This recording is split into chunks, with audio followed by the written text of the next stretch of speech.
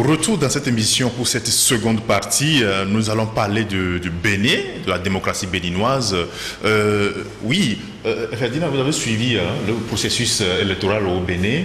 Aujourd'hui, Talon s'en est sorti avec plus de 80%. Voilà. Un score à la soviétique. Vraiment. Je pense qu'on avait déjà discuté de Talon sur ce plateau.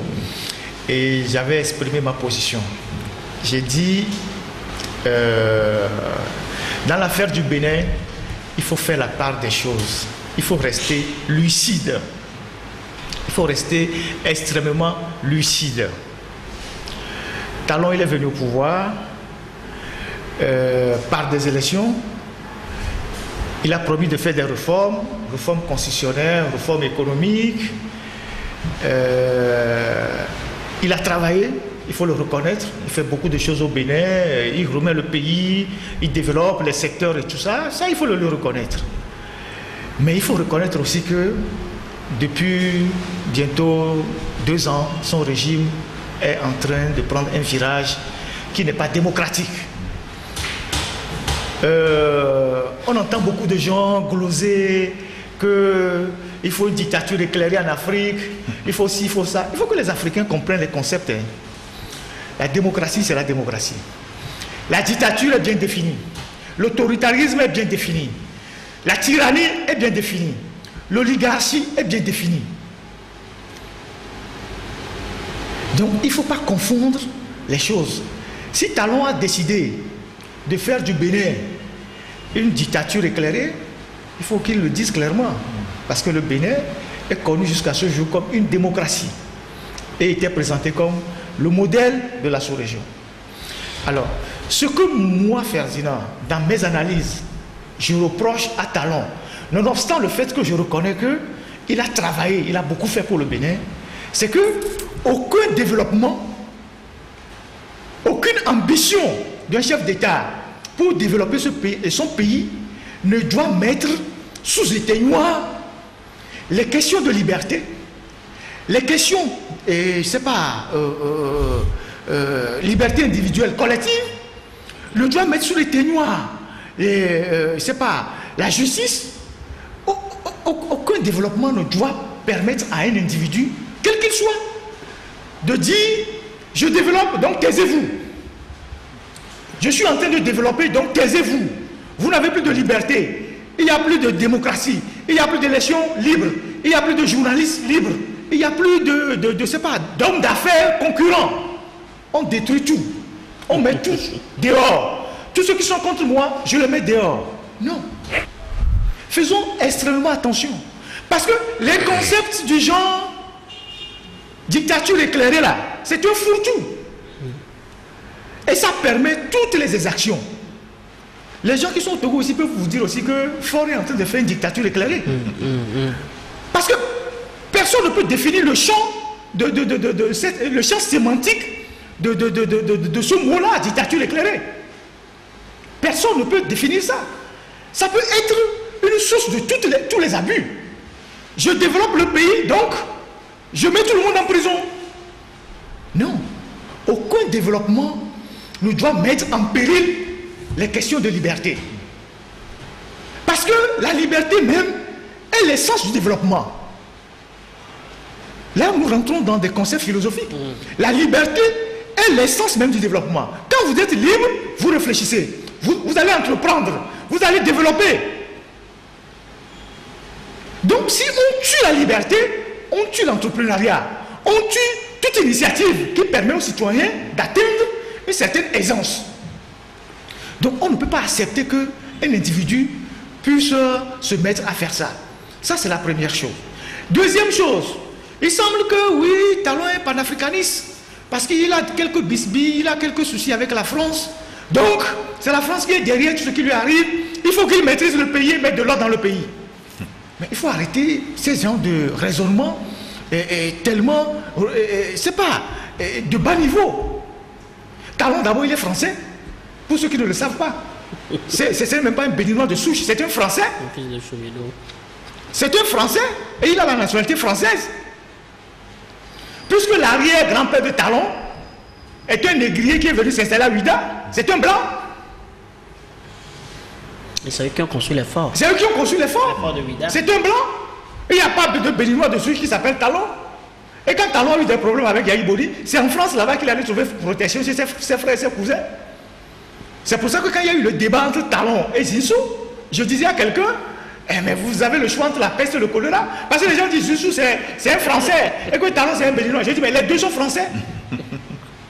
Donc ce n'est pas parce que il y a quelques bisbilles avec le pouvoir de la France qu'on peut dire bon, il est panafricaniste. Parce que les gens ont tendance aujourd'hui à mettre, là c'est aussi un foutu, comme on parle de dictature éclairée, on dit oui, panafricaniste. On met des billes dedans, on met Paul Biya dedans, on met je ne sais pas quoi. Tous ces bandits de grand chemin, on les met dans le panafricanisme. Des assassins qui tuent leur peuple. On dit oui, ils sont des panafricanistes. Là, on est en train de chasser des billes là. Je ne sais pas s'il va tomber ou pas. Les gens commençaient pas à dire que oui, il est panafricaniste, c'est pour ça que la rébellion avance vers lui. Mais ils ont oublié que le même Déby a dit que lui voulait quitter le pouvoir, que c'est la France qui lui a dit de rester. Effectivement. Le même Déby. Et que sans la France, lui, Déby n'est rien.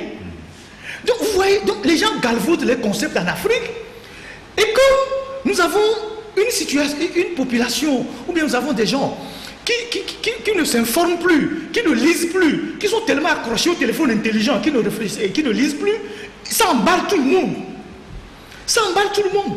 Donc, ce que Talon est en train de faire au Bénin, je ne fais aucune comparaison avec le Togo, parce que les gens aussi ont tendance à dire que oui, que vous les Togolais, vous avez une dictature de 60 ans, vous voulez dire que Talon est dictateur. Non, dictateur ne dépend pas du nombre d'années au pouvoir. On ne fait aucune comparaison avec le Togo. Le Togo, c'est déjà...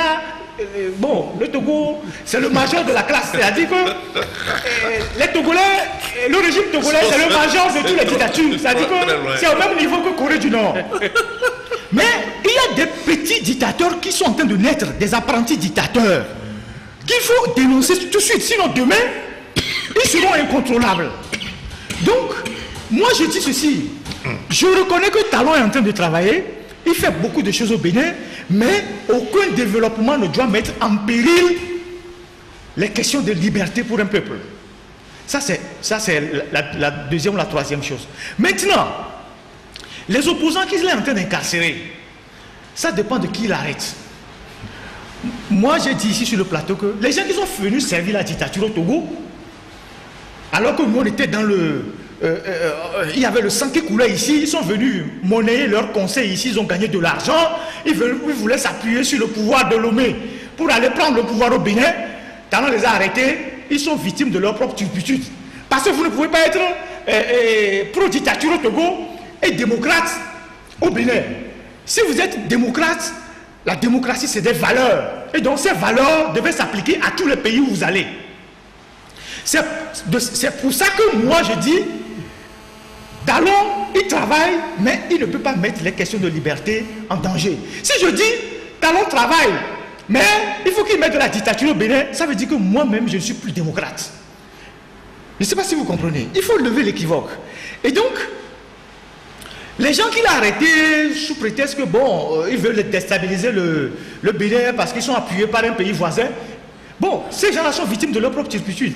Le professeur Aïvo, Frédéric, qu'ils ont arrêté, je ne sais pas, il y a quelques jours. Je vous avais dit ici qu'il est conseiller juridique de fort. Ce n'est pas quelque chose qui est caché.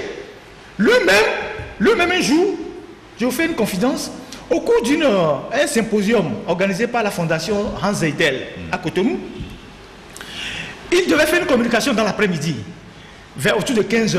Il était en retard, on l'attendait, et il est venu, il est rentré tout en sueur. Et pour commencer son speech, pour s'excuser devant la salle, il disait aux gens, excusez-moi, j'ai été retenu par le président Fonia Singbe, je viens comme ça de Lomé, je relis de temps en temps les fiches là-bas. Vous savez, quand mes collègues juristes là-bas font des fiches, parfois le président est un peu méfiant, il me les refile, je les relis, je vois les choses et tout. Et donc, il se donne aussi de l'importance. Donc je viens de Lomé comme ça, et je suis en retard, et même c'est les motards togolais qui m'ont ouvert la frontière jusqu'à Irakondi avant que je ne rentre au Bénin. Il a dit comme ça. Alors, des gens comme ça, qui étaient au service de la dictature au Togo, s'ils se font choper par Talon, je n'ai pas de sentiment envers eux. Parce qu'ils sont venus nous noyer ici. Je n'ai aucun sentiment envers eux. Mais Et nous allons juste prier que Talon redescende sur terre et que son projet de développement de Bénin ne se transforme pas à une course, je ne sais pas, à une débandade dans le pays. Tous les jours, on arrête quelqu'un, tous les jours, on arrête quelqu'un. Et il y a maintenant quelque chose en Afrique, on dit, quand on te prend maintenant, on dit terrorisme. Maintenant, quand on est opposé en Afrique, on devient terroriste. Je ne sais pas si vous voyez. Idriss Déby allait tuer. Attentat à la sûreté de l'État. Il allait tuer la maman d'un de ses concurrents en fusillant la vieille de 80 ans. Et en arrêtant 90 ans. Ouais, 90 ans. Et l'opposant, je crois qu'il s'appelle Yaya Dilo, qui a fui. Oui. Il dit que c'est terrorisme. Vous voyez, Talon prend les gens et dit que c'est terrorisme. Donc, si nous laissons ces nouveaux concepts-là, comme en Afrique, les chefs d'État se copient vite les uns les autres, si nous laissons ces concepts-là s'installer dans certains pays, les gens vont finir par copier ça. Au Togo, demain on va vous arrêter, on va dire que c'est terrorisme, qu'on a trouvé de l'argent dans votre maison que vous n'avez pas déclaré, qu'est-ce que vous voulez faire avec cet argent, que c'est du terrorisme. Donc on va vous condamner sur la base du terrorisme.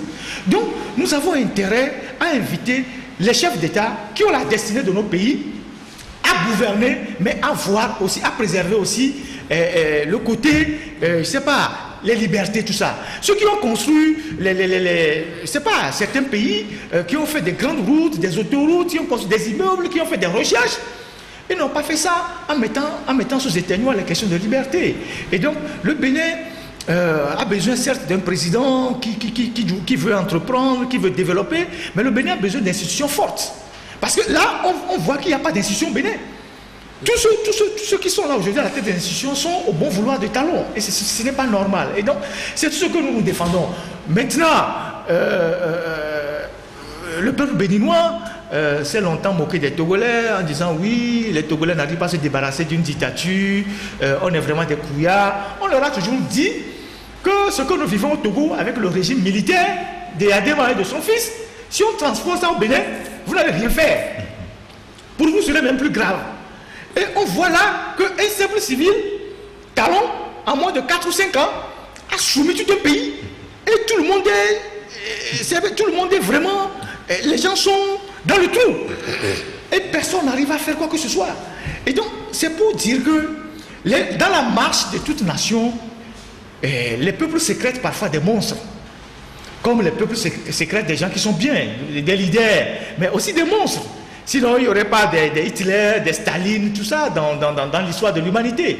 Il revient au peuple, aux intellectuels, aux leaders d'opinion, de bien comprendre les enjeux et d'expliquer pourquoi on doit aller dans ce sens, pourquoi on ne doit pas aller dans ce sens.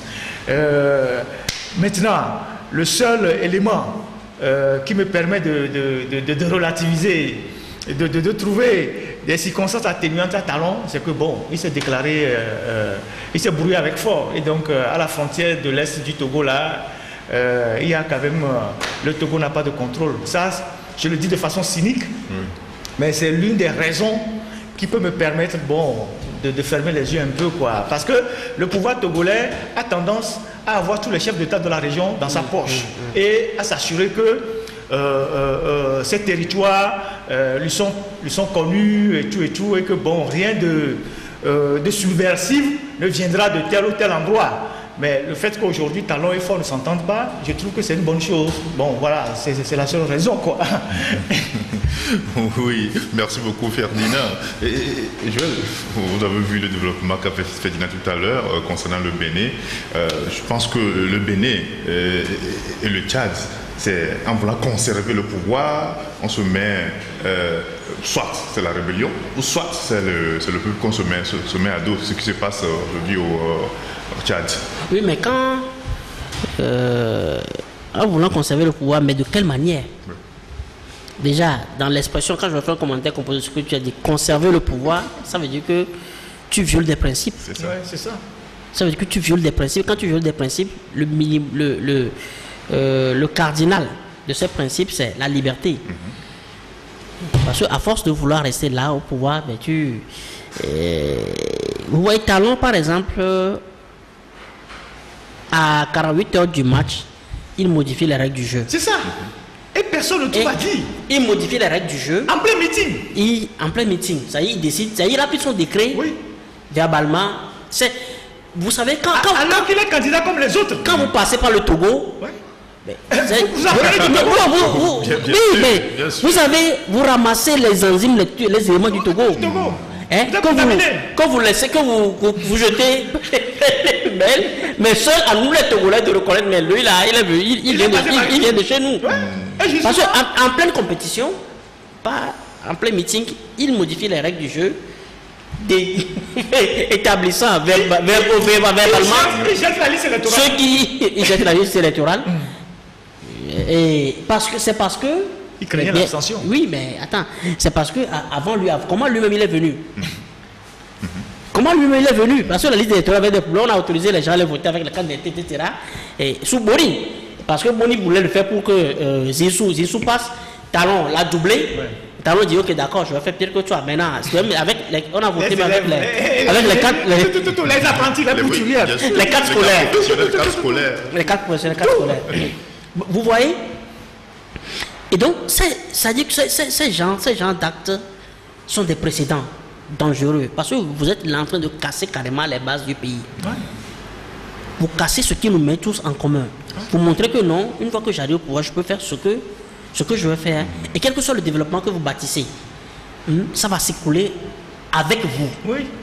Mais peut-être que Talon va mettre en place, va mettre à profit les 5 ans, les 5 nouvelles années qu'il a décrochées. En utilisant les mêmes méthodes que lui-même il avait prédit. La baïonnette. Qu'il a prédit, il a dit quand tu mets les institutions sous ton contrôle, tu mets les juges, etc. Mais tu te fais relire facilement. Il a dit, très souvent le monsieur il dit souvent ce qu'il veut faire. Exactement. Et il le fait. Et les gens disent toujours ce qu'il veut faire. Oui, c'est comme ça. Ouais. Mais il dit excusez-moi, je ne vais pas le dire au Béninois, il ne sait pas de quoi il se plaigne parce que dans son programme, il a dit ça. Son programme de rupture, tout ce qu'il fait, il avait dit. Oui. Mais les gens ont voté. Il dit que pour se faire élire, ce n'est pas le bilan qui compte. Effectivement. Ouais. Mais Talon, il dit toujours ce qu'il veut faire. Seulement que les Béninois ne le suivent pas. Ouais. Et donc, le monsieur, quel que soit, comme je le dis, quel que soit le développement que tu offres, la manière dont tu l'as offert est assez importante. Ouais. Mais je veux passer par, avant d'arriver aux dictatures, je veux passer même par une démocratie. Pourquoi Sarkozy a été éjecté après un seul mandat? Parce qu'il est venu avec la rupture, c'est vrai, il voulait rompre certaines choses. Mais il en faisait trop en point qu'il étouffait. Exactement. Il étouffait même son premier ministre. Exactement. Fillon était devenu... ici encore, c'est des potes sacs, mais Fillon était décontenancé. Ouais. Il était vidé de tout. Ouais. Il n'existait même pas. Il envisageait même mettre en place une loi qui oblige les journalistes à révéler leurs sources. Exactement. Il était en conflit avec les juges. Il était en conflit avec tout le monde. C'est-à-dire il était rentré dans le point de liberté de tout le monde. Ouais. Mais les Français, la démocratie étant assez solide là-bas, on l'a dégagé rapidement. Ouais. Mais vous voyez, je vais parler des dictatures maintenant. Quand vous allez au Rwanda, les spécialistes du Rwanda vous diront qu'après Kagame, le Rwanda risque de plomber. Exactement. Parce que cette nation n'est pas conçue sur des bases solides. Ce n'est pas conçu sur des bases solides. Oui. Quelque part, il entretient des rebelles. C'est-à-dire qu'il a changé la rébellion qu'il a présidée pour les mettre contre la frontière congolaise où il faut chaque fois. Et puis là-bas pour amener, lui, il l'utilise pour développer. Mais est-ce que les libertés sont là? Est-ce que le problème même est réglé? Justement, le problème où tout tient, est-ce que c'est réglé? Ce n'est pas réglé. Mais comme il règne avec la force, c'est maculé. Mais quand on remonte dans l'histoire même, Bao Tchétchoura a offert les meilleures révolutions, les meilleures formules aux Chinois. Mais quand il étouffait les libertés, on a fini par le dégager. Même en Afrique, chez M. Kadhafi, Kadhafi a assuré le développement de la Libye. Mais les libertés qu'il a étouffées a fait qu'on a trouvé le terreau nécessaire à Benghazi pour manipuler les gens, pour le dégager. Et quand je donne ces exemples, sachez qu'au Togo, donc, le terreau pour dégager le régime cinquantenaire est là. Donc, quel que soit tout ce qu'on nous présente, politique de développement, Togo, destination des zones d'affaires, c'est climat des affaires, c'est ça? On dit climat des affaires, etc. Mais on sait très bien, celui qui est à la tête sait très bien que le malaise, la braise est vive. Parce qu'on n'aurait pas, il n'y aurait pas eu le 19 août là. Si tout était si beau. Il n'y aurait pas eu la débâcle du 22 février si tout était si beau. Aujourd'hui, c'est l'armée qui est qui balbutient. On fait tout pour maculer, mais bon, on va revenir sur le cas togolais. Mais moi, je dis, aujourd'hui, comme Ferdinand a bien chuté, nous allons applaudir que l'Est échappe au pouvoir togolais avec ce que Talon fait là-bas. Parce que si Talon met les collaborateurs il faut essayer au Youf. D'ailleurs, nous l'avons. Là, il a mis 2 conseils. Deux conseillers. Dans mon homonyme, Joël arrive. Il a mis 2 conseils de fois. On a nommé notre conseil la dernière fois. Il a chopé 2 conseils. On a nommé notre conseil la dernière fois. Bon, ça c'est notre dossier. Ça, c'est le dossier de la République. Alors, donc aujourd'hui, les partisans de l'alternance doivent applaudir que hier, c'était le Ghana qui était leur souci. Ouais. On a réussi, enfin, tant soit peu, à mettre le Ghanéen dans leur escarcelle pour le faire organiser des élections un peu à la togolaise. Un peu à la togolaise pour lesquelles Mahama n'a pas pu trouver grand-chose. Mais c'est le front Est qui se déstabilise aujourd'hui parce que rien que, même si on va nous dire que c'est faux, rien que l'expédition qu'ils ont fait la dernière fois à Djita pour aller fouiller dans les maisons. Et depuis quand le régime togolais s'est inquiété de ce que les armes rentrent par le Bénin? Bon, ils n'ont rien trouvé. Mais est-il qu'ils savent très bien que l'Est ne leur assure plus? Mais tant mieux pour les partisans de l'alternance. Maintenant, comment ils vont l'exploiter? C'est une guerre psychologique. Effectivement. Ça c'est leur problème. Est-ce qu'ils en ont même la lecture? Justement, j'avais parlé tout à l'heure de l'écriture. De l'écriture politique, les gens ils ne se gênent pas, ils ne se documentent pas, ils lisent pas entre les lignes. Mais quand la presse le fait, ils ne lisent pas, ils lisent les titres. Sinon, comment est-ce qu'on peut se permettre de. On dit, bon, tu compliques ta situation. Et tu te mets à critiquer, tu ne lis même pas ce qu'on a dit. Si c'est des conseils qu'on t'a donnés, si c'est même pas des recommandations, des mines, des mines anti-personnelles qui sont là, on te l'indique, non, ne mets pas le pied là, tu ne fais même pas l'exercice, les plus tu te mets à critiquer.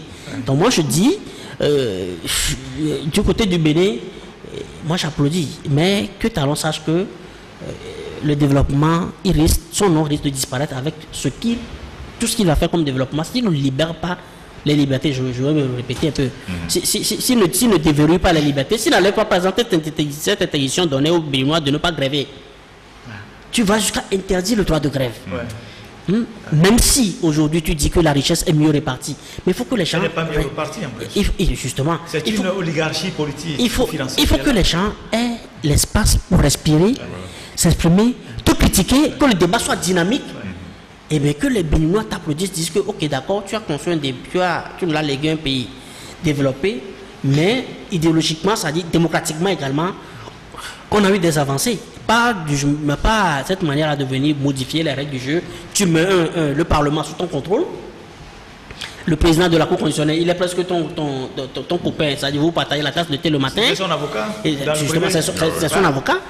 Mais ça ne donne rien à l'avenir.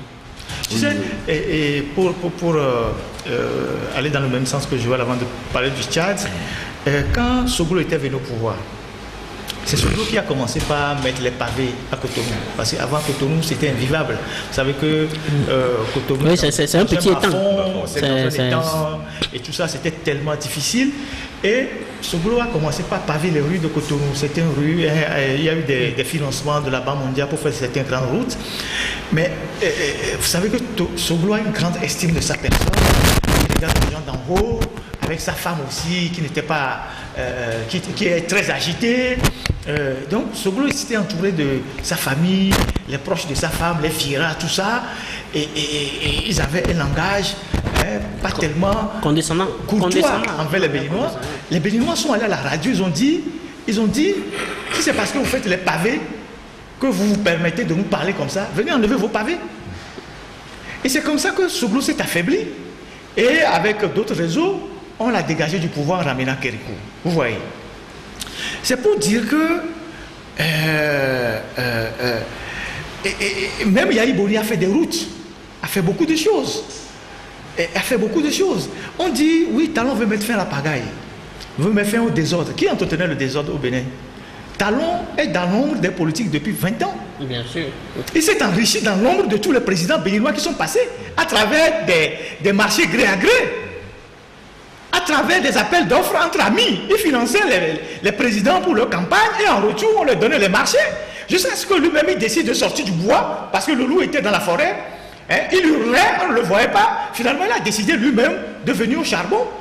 Et il vient dire, je veux mettre fin à la pagaille, que lui-même il a contribué à installer depuis 20 ans. Quand même, ouvrons les yeux, vous voyez. Et donc, nous partageons les inquiétudes du peuple béninois. Regardez, ils sont allés pour kidnapper Maître Alao Sadikou. C'est un vieux, je crois qu'il est GRDS Afrique, ça fait 80 ans. C'est pas un monsieur inoffensif. Nous, on a assisté à des séminaires dirigés par ce vieux, cet avocat à Cotonou plusieurs fois. Et il a dû fuir pour se réfugier pour certainement au Togo. On a pris son neveu. Vous voyez, c'est pas normal des choses comme ça. Donc nous pensons que, bon, Talon, il a eu son deuxième mandat, dans les conditions qu'on sait. On ne va plus revenir là-dessus. Maintenant, il faut qu'il comprenne que, quel que soit ce que les gens ont fait, il a l'obligation d'ouvrir le pays. Parce qu'on ne construit jamais un pays dans la diversité. Quand il n'y a pas une certaine cohésion dans le pays pour amener celui qui est en train de gouverner à bien faire les choses, le pays va se casser. C'est tout le conseil que nous on lui donne. Maintenant, à lui de voir ou de ne pas voir. Bon, maintenant le Tchad, c'est la même chose. Déby, je crois qu'il est venu en 89. On se rappelle. En 90, 91, comme ça, il était l'ancien chef d'état-major de Hissène Habré avant de prendre le maquis, est venu prendre le pouvoir. Et le Tchad, c'était un éternel recommencement. Et on est vraiment bien triste pour ce pays qui est souvent plongé de façon cyclique dans des guerres et des guerres de pouvoir avec un fond parfois ethnique. Déby est arrivé, il s'est basé sur son ethnie, il a construit une armée dont la plupart des membres viennent de son ethnie Zagawa, et tout et tout. Et il est devenu le chouchou de Paris, l'allié principal dans la guerre contre le terrorisme au Sahel, d'abord Boko Haram et tout, maintenant au Sahel, avec les gens comme le Drian, derrière, qui vendent les armes et tout ce que vous pouvez imaginer. La dernière fois que, je crois que c'est le premier ministre français est venu au Tchad, ou bien c'est un ministre de la Défense, ils sont allés jusque dans le village de Déby. On a pris des photos qu'on a mis sur les réseaux que Mélenchon a dénoncé. Ça faisait vraiment triste que la France se mettait vraiment tout petite devant Déby, parce qu'il y a des intérêts qui sont en jeu. Alors, il faut étudier la question du Tchad par rapport à l'environnement de toute la région. On voit bien ce qui se passe en Centrafrique, on voit bien ce qui se passe en Libye depuis des années, et ces nouveaux rebelles sont allés prendre les armes en Libye, auprès bien sûr du maréchal Haftar, un autre maréchal, qui arme des autres pour chasser notre maréchal. Et donc, ils ont pris des armes là-bas. Certainement qu'il n'y a pas que des Tchadiens, il doit y avoir certainement des Soudanais, tous ces gens-là qui veulent régler des comptes à Déby parce que Déby se mêlait trop, même des Centrafricains, parce qu'on l'accuse d'être parmi ceux qui déstabilisent la Centrafrique. Et donc, il y a cette offensive qui avance sur N'Djamena. Est-ce qu'elle va aboutir? Est-ce qu'elle ne va pas aboutir? Mais il faut se rappeler qu'il y a quelques années, Déby était encerclé dans son palais. C'est la France qui est venue dénouer l'étau, qui a bombardé les colonnes avec ses mirages et tout et tout. Actuellement, il y a eu quand même une évolution. Il y a l'opinion qui est fondamentalement anti-français. Du coup, les Français hésitent à intervenir. On ne sait pas s'ils vont agir, ils ne vont pas agir. Il y a des élections en 2022. Est-ce que Macron va prendre le risque d'aller au secours d'un dictateur en mettant ses mirages en action? C'est vrai que jusqu'à présent, ils font du renseignement pour Déby. Ils font survoler les colonnes par des mirages et des drones. Mais on ne sait pas ce qui va se passer. Mais ça, c'est la longévité au pouvoir. C'est la longévité au pouvoir.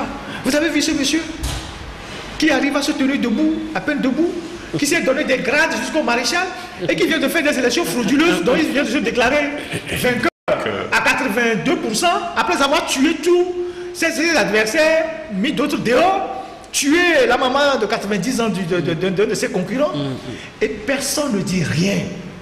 Alors quand vous fermez tous les issues à un débat démocratique, vous fermez le champ politique, vous ne donnez aucune solution aux gens, à un moment donné, on en arrive là. Et comme les armes pullulent dans cette région, c'est facile d'aller trouver des canons, des kalachnikovs et des voitures pour marcher sur N'Djamena. Donc, moi je souhaite vivement qu'il tombe. Je ne sais pas s'il va tomber ou pas. Je souhaite qu'il tombe. Parce que ce serait un de moins. Vous voyez? Parce qu'on dit dans la Bible qu'à chaque fois que le camp de Dieu gagne une âme, les anges dansent. C'est certainement que quand le camp de diable aussi gagne une âme, les partisans du diable aussi dansent. Donc nous luttons contre les dictateurs. Si un tombe, nous devons être contents. Parce qu'ils étaient tous là à Brazzaville. Là, à l'investiture de leur gourou, leur chef de gang. Ils étaient tous là-bas. Donc, si un tombe, ça va toucher le moral des autres. C'est une guerre psychologique. Je ne sais pas si vous comprenez. Si un tombe là, les autres doivent comprendre que ça peut leur arriver à tout moment. Vous voyez? Parce que vous avez vu Brazzaville, c'est quand même choquant. C'est devenu un rituel, les prestations de serment. Tous les chefs d'État, même les gens qui n'ont rien à voir de commun, tout le monde se bouscule pour aller à une prestation de serment. Ce type de Sassou, qui a mis la main sur ce pays pendant je ne sais pas quoi. Un chef de guerre. Oui, chef de guerre. C'est un chef de guerre. Depuis le temps de Mariam Gouabi. Ces gens-là, ils sont dans le réseau, ils tuent les gens depuis. Et qui a fait de ce pays-là un Sassou Land. C'est-à-dire que c'est pour lui. Il fait ce qu'il veut. Et vous avez vu que même des présidents qui se disent démocrates se précipitent à l'investiture de Sassou. On a vu Macky Sall. On a vu Kaboré, on a vu le Nigérien qui est arrivé il y a à peine 2 semaines là. Oui, mais il faut respecter le doyen de la classe. On a vu il faut respecter le doyen de la classe quand même. On a vu le Ghanéen. Quel est ce rituel-là? Quel est ce message qu'on envoie au peuple africain quand il n'y a plus de valeur? C'est comme ça que ces chefs d'État, quand ils se retrouvent dans les sommets, ils décident contre les peuples. Effectivement. Parce que si tu es porteur de valeur, tu incarnes des valeurs, tu ne peux pas aller à l'investiture de Sassou. Mais on sait aussi ce qui les lie. C'est les loges. Je ne sais pas si vous comprenez. On sait ce qui fait qu'eux tous vont à la même soupe. C'est les loges. Et Sassou étant aujourd'hui, avec Bongo qui est devenu grabataire, loin des plus grands gourous des loges en Afrique francophone, tous les autres courent à ses pieds.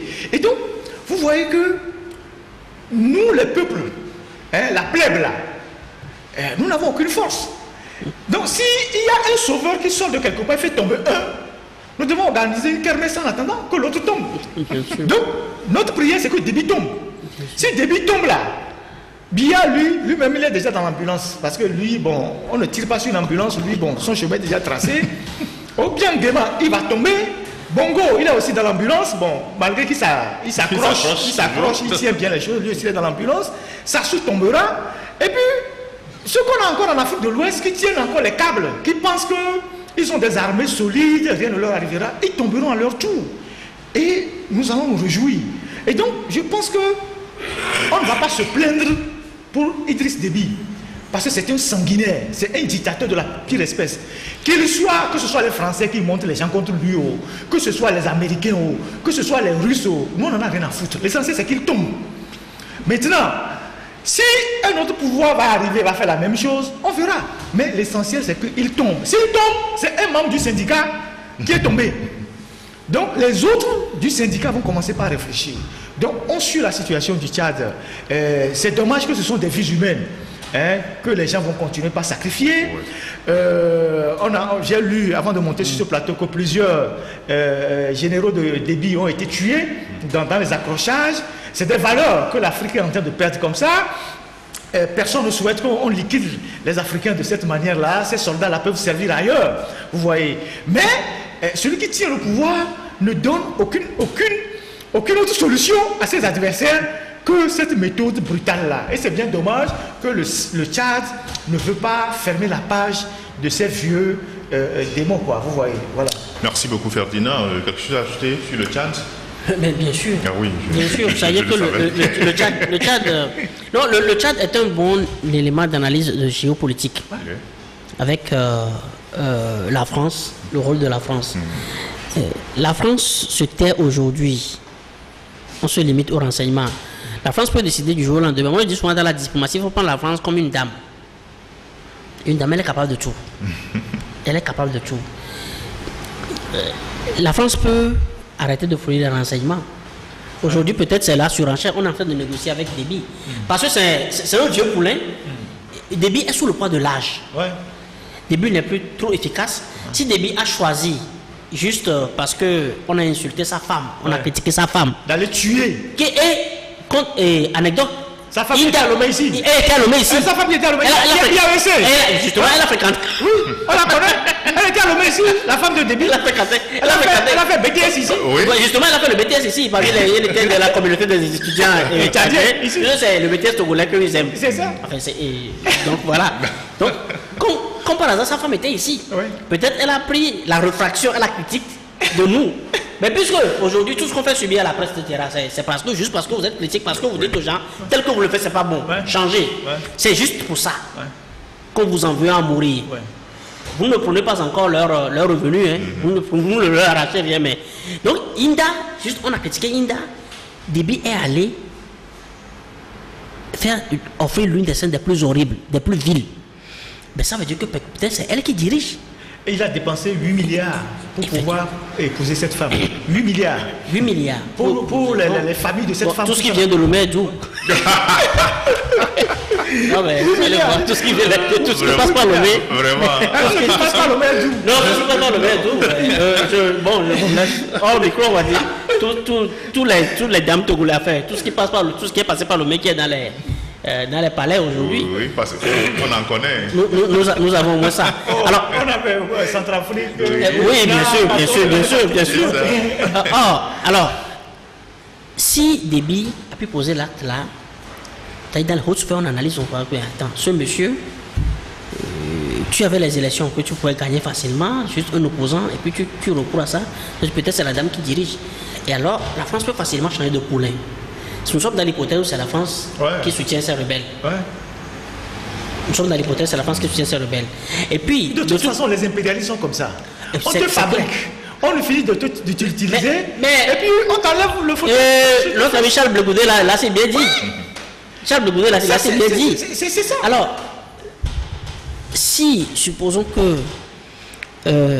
si c'est la France qui est derrière l'autre élément, c'est que tous les appuis que l'armée de Déby a apportés, ça n'a jamais donné de résultats si probants. Ouais. La dernière fois, vous allez voir, avant que la rébellion ne monte, les dossiers étaient, on a commencé par sortir les dossiers contre les Tchadiens qui étaient au Niger où on les accuse de quand ces éléments... Ce n'est pas un hasard. Oui, ce n'est pas un hasard.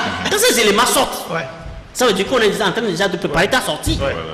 Alors actuellement peut-être... Même de toute façon, quand tu es dirigeant africain militaire, tu te mets le grade de maréchal. Oui, c'est parce que bon, tu déclares ton apogée, donc après l'apogée, il y a quoi? Il n'y a que le déclin.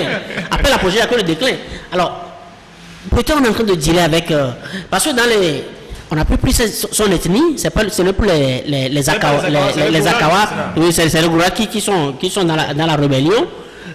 On veut changer peut-être de manche. Et puis ils viennent du... Ils ont été des élèves, ils ont combattu avec le marchand Haftar, qui discute de tuer à toi avec les Occidentaux. Ouais. Parce qu'ils ont voulu hier le smatcher, mais ils se sont rendus compte que le monsieur, il est assez solide.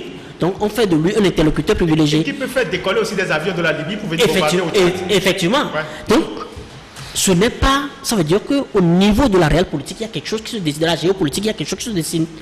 Peut-être on veut régler le problème dans le Sahel parce que la France... Comme Frédéric l'a dit, au niveau de l'opinion publique, il y a Mélenchon qui colle au talon du jeune Macron.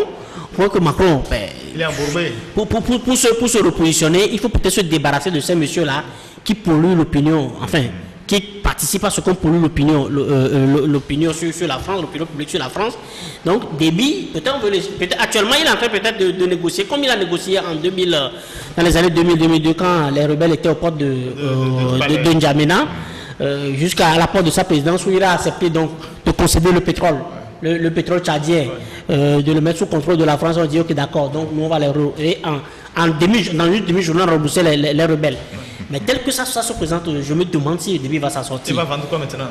Il va proposer quoi encore? D'abord, il ne contrôle plus grand chose. Ce sont les généraux. Et si Déby contrôle, il a bloqué le passeport de ces dignitaires, ben, ça veut dire qui c'est qu'il a le dos au mur.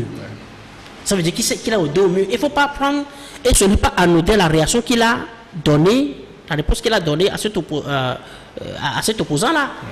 Parce que tu sais que bon, le terrain est déblayé, tu as le boulevard, et tu vas encore offrir cette scène-là contre l'opposant, peut-être certainement que dans les hauts renseignements, c'est que rien n'est garanti. Alors, comme mon Ferdinand le dit, quand on prend un certain débit, aujourd'hui sur les réseaux sociaux, on vous fait croire que non, c'est la légalité, il faut respecter la légalité, mais des gens qui se lèvent pour tuer froidement, au-delà du cas de débit, vous voyez en Côte d'Ivoire par exemple. Ils volent les élections. L'Ivoirien. Et ils disent que c'est légal. Effectivement. Le peuple leur repose la légitimité. Les gens légalisent. Parce que là, ils reviennent même à poser le débat sur ce qu'on appelle l'égalité en Afrique. Exactement. Qu'est-ce qu'on appelle l'égalité en Afrique? Mais si c'est le boucher qui on vous impose une loi, la loi du boucher, ça c'est de la légalité. C'est ça. Alors il faut qu'il... Moi je dis, les révolutions armées, les révolutions deviennent légitimes. De toutes les façons, toutes les grandes nations, ont été conçues par la révolution. Alors les révolutions deviennent légitimes. Hein? Les soulèvements, ces gens de soulèvement deviennent légitimes quand vous étouffez, vous prenez le peuple tout. Regardez par exemple Cameroun. On prend tout, on arrache tout au peuple. On va jusqu'à abattre froidement les élèves dans les salles de classe, disant que c'est les rebelles, les terroristes qui les ont éliminés. Hein? Au Togo, combien de fois on n'a pas abattu froidement, on n'a pas éliminé les gens froidement? On va jusque dans les maisons, sous le lit, arracher les gens. Ça veut dire que c'est le dernier rempart.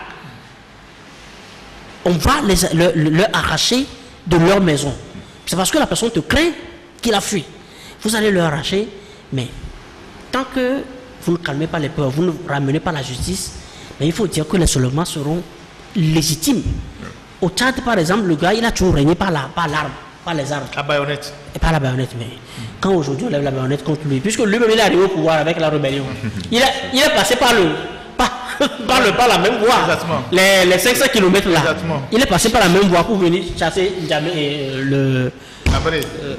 Abré. Et puis, Déby, à la limite, il représente un problème même pour les Français aujourd'hui parce que les Français voudraient récupérer, redorer leur blason en Centrafrique. Or, Déby est toujours celui-là qui alimente les rébellions en Centrafrique. Que ce soit avec l'onction de la France ou pas, il alimente tous les rébellions en Centrafrique parce que lui, ça le sécurise. Alors, donc Déby représente un problème aujourd'hui. Donc, il faudra aujourd'hui lui trouver une solution pour lui trouver peut-être un autre poulain, etc. Mais bon, ça permettra aux Tchadiens de respirer un peu parce que, heureusement, cette coalition-là s'appelle quoi? Le Front pour l'alternance et la concorde. Pour l'alternance et la concorde, au Tchad, ça veut dire que moins les Tchadiens auront un peu de répit. Et on espère que, parce que, comme nous voyons en Centrafrique, Touadéra, il est venu dans le méli-mélo que les Français ont semé. Mais il est revenu aujourd'hui redonner à la Centrafrique une identité. Mais ça peut toujours participer à ce que le Tchad renaisse. Et quand le Tchad renaisse, ça aura un déclic dans toute la sous-région. Ça aura un déclic dans toute la sous-région parce que Déby pourrait servir même de base pour Bassou, qu'on a élu au Niger et qui est un problème. Parce que déjà, lui, avant de venir, même il y a eu des